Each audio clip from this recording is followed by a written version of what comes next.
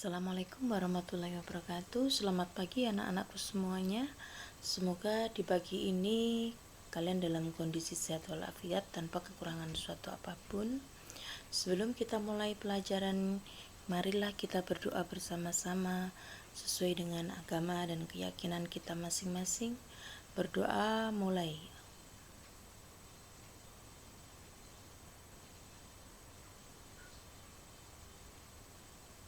Berdoa selesai. Silakan kalian mengambil posisi siap. Mari kita nyanyikan lagu Indonesia Raya setelah hitungan ketiga.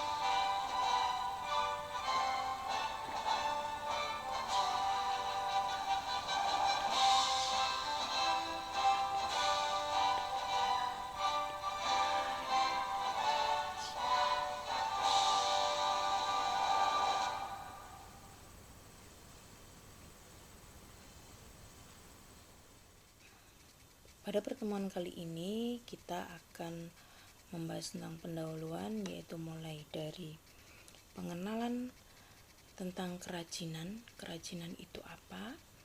Ya, pada semester 1 kita akan belajar prakarya dan kewirausahaan bab kerajinan.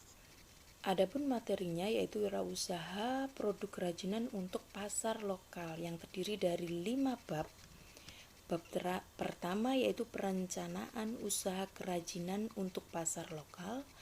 Bab kedua, perancangan dan produksi kerajinan untuk pasar lokal. Bab ketiga, penghitungan harga jual produk kerajinan untuk pasar lokal. Bab keempat, media promosi produk kerajinan untuk pasar lokal. Dan bab kelima, penjualan sistem konsinyasi produk kerajinan untuk pasar lokal. Sistem penilaian yang akan saya gunakan yaitu selain absensi, kemudian tugas, dan juga keaktifan. Nah, jika menemukan sebuah kesulitan, silakan kalian bertanya melalui WA saya, boleh. Adapun tujuan pembelajaran yang akan kita lakukan selama semester ke depan yaitu sebagai berikut.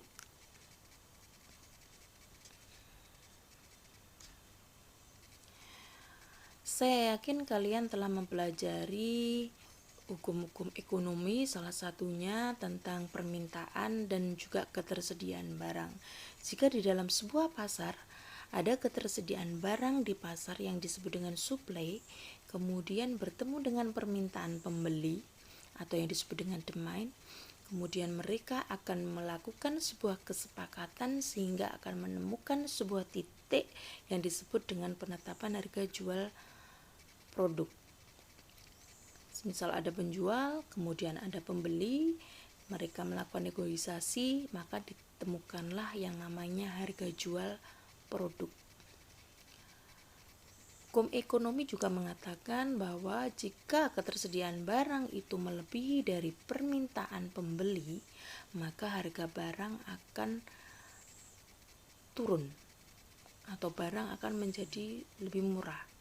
Semisal pada saat musim panen buah-buahan, di saat musim panen maka harga buah-buahan tersebut akan lebih murah jika dibandingkan saat dia bukan pada masa panen. Kemudian jika ketersediaan barang di pasar itu lebih sedikit jika dibandingkan dengan permintaan membeli, maka harga barang itu akan semakin tinggi, atau bahkan permintaan pembeli yang semakin tinggi juga akan meningkatkan harga jual produk. Sebagai contoh, pada masa pandemi sekarang ini banyak sekali orang yang bersepeda, sehingga banyak peminat sepeda, sehingga harga jual dari sepeda akan menjadi lebih tinggi jika dibandingkan pada tahun-tahun sebelumnya. Itu sudah menjadi hukum ekonomi. Kita merambah ke kerajinan. Apa sih sebenarnya produk kerajinan? Produk kerajinan itu mempunyai ciri-ciri. Yang pertama, produk kerajinan memanfaatkan keterampilan tangan manusia, bukan mesin. Jadi dibuat langsung oleh tangan manusia. Karena dibuat langsung oleh tangan manusia, sehingga proses pembuatannya atau pengerjaannya membutuhkan waktu yang lama. Kemudian jumlah barang yang dihasilkan terbatas, mempunyai keunikan atau limited edition atau limited product, dan yang terakhir memiliki harga jual yang tinggi. Jika yang membuat itu adalah tangan manusia, contohnya saja rajut. Saat kita merajut dengan tangan, belum tentu sehari kita bisa mendapatkan satu produk. Bisa jadi membutuhkan berapa waktu atau berapa bulan. Tapi di saat merajutnya dengan mesin, maka rajutannya pun akan menghasilkan yang lebih banyak. Sehari bisa menghasilkan berpuluh-puluh, beratus-ratus, bahkan beribu-ribu. Tapi dengan kualitas produk yang berbeda dengan hasil tangan manusia. Jumlah barang yang terbatas, ya seperti tadi sudah saya jelaskan. Kalau misalkan pakai mesin, maka satu jam dia sudah menghasilkan banyak, sedangkan dengan tangan manusia hanya membutuhkan beberapa waktu, sehingga hasil yang dihasilkan pun juga terbatas. Mempunyai keunikan, kalau kita menggunakan mesin maka sudah disetel, bentuknya seperti ini, sedangkan kalau manusia kadang berdasarkan ide mereka. Bisa jadi orang yang sama dengan model yang sama pasti tidak bisa presisi persis, pasti ada sedikit yang berbeda. Dan selain itu kan kita selalu berinovasi. Kalau manusia itu masih bisa berinovasi. Memiliki harga jual yang tinggi, ya mungkin dilihat dari segi kualitas, kemudian SDM dan lain sebagainya. Dan seseorang itu biasanya menyukai sesuatu yang unik, yang berbeda dengan yang lain, tidak sama dengan yang lain.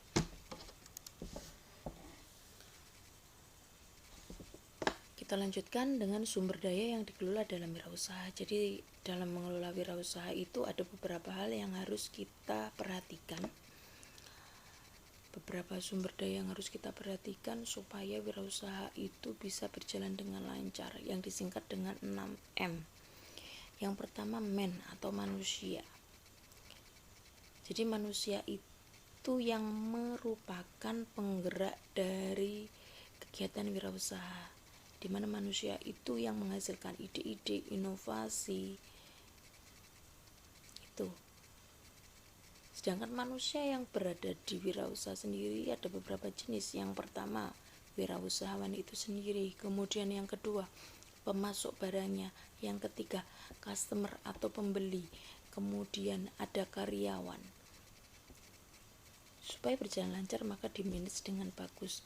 Kemudian money Money di sini artinya adalah uang atau modal. Tidak hanya modal, tapi juga perputaran uang di dalam sebuah perusahaan itu juga sangat penting. Tanpa uang hanya ada orang pun juga nggak bisa jalan, nggak bisa beli bahan, nggak bisa beli mesin, nggak bisa membiayai karyawannya, tidak bisa mencukupi kebutuhan perusahaan. Kalau uang sudah ada, orang sudah ada, kemudian butuh materialnya, material yang akan kita olah. Kemudian ngolahnya pakai apa? Ya pakai mesin, alat-alatnya. Kemudian setelah punya alat-alat, waktu memprosesnya kan kita butuh metode untuk memprosesnya, baik metode proses produksi ataupun metode di dalam organisasi perusahaannya. Dan kalau sudah semua terlewati, hasil produk sudah menjadi produk, maka dipasarkan ke market. Market itu pasar, kita pasarkan ke market. Jadi 6M itu man, manusianya, money, uang, material, bahan-bahannya, mesin, alat-alat yang kita butuhkan, metode atau proses, kemudian yang terakhir market, pasarnya. Gelombang peradaban ekonomi dunia. Gelombang peradaban ekonomi dunia itu ada 4. Gelombang yang pertama adalah ekonomi pertanian, di mana penggerak ekonomi itu di sektor pertanian. Kemudian terjadi revolusi industri sehingga ada perkembangan teknologi dan berkembangnya produksi massal, sehingga semua orang memproduksi massal dengan menggunakan mesin. Ini disebut dengan gelombang ekonomi industri.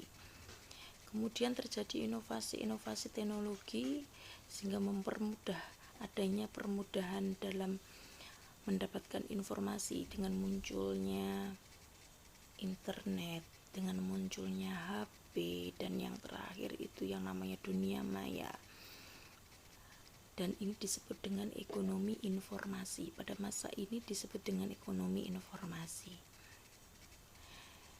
Setelah perang informasi, kita kan semakin mudah mendapatkan informasi yang kalau dulu tanpa mengenal, yang kalau dulu itu terbatas dengan ruang, waktu, jarak.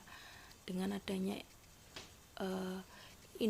ekonomi informasi, itu sudah tidak menjadi masalah lagi. Jadi kita sudah tidak masalah dengan jarak, tidak masalah dengan waktu, tidak masalah dengan yang lainnya.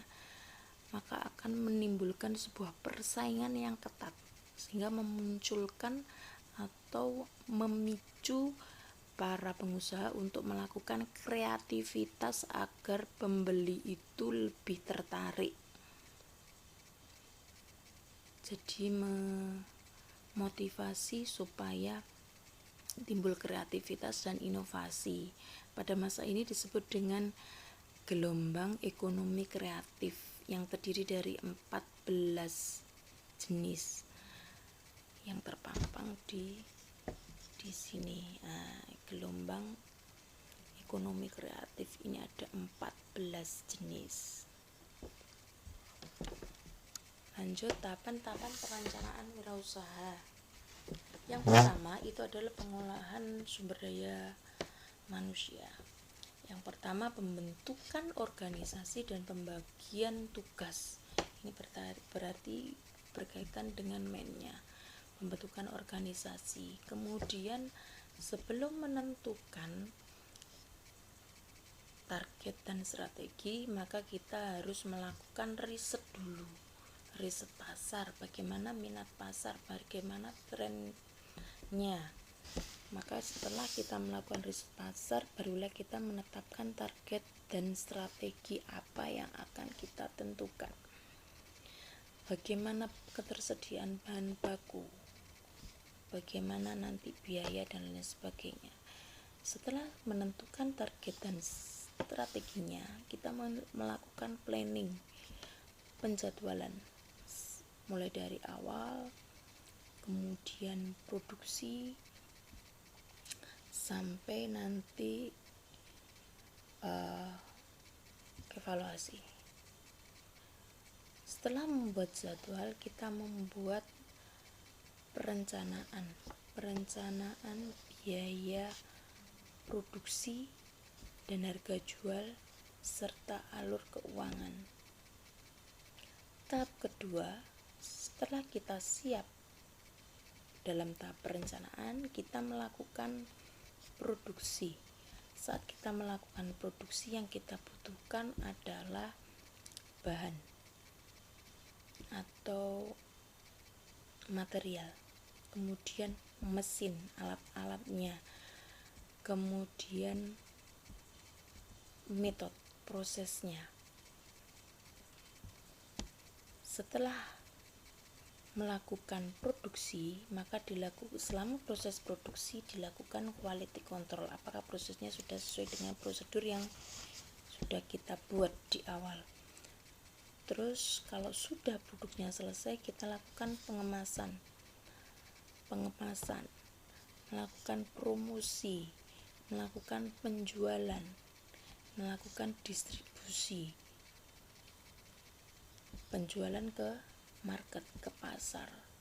Setelah kita keluarkan, otomatis kita akan mengetahui bagaimana tanggapan pasar terhadap produk yang sudah kita jual. Setelah mengetahui itu, maka diperlukan sebuah evaluasi baik dari kinerja, dari hasil, dan keuangan. Setelah terjadi evaluasi, penyusunan laporan evaluasi, kemudian evaluasi itu ditindaklanjuti untuk proses produksi berikutnya agar lebih baik, untuk perbaikan proses-proses produksi berikutnya. Dan tahap-tahap ini perlu dilakukan setiap waktu supaya usaha yang dilakukan itu tidak kalah dengan usaha yang lain, atau kita dapat data yang selalu up to date.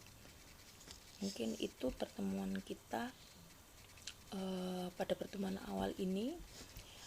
Jangan lupa kalian kerjakan tugas yang ada pada Google Class. Jangan lupa untuk melakukan absensi dan batas waktu dari tugas kita sampai nanti malam jam 24.00. Saya tunggu tugas kalian. Terima kasih. Assalamualaikum warahmatullahi wabarakatuh. Tetap semangat, sehat selalu. Semoga kita selalu dilindungi oleh Allah Subhanahu wa Ta'ala.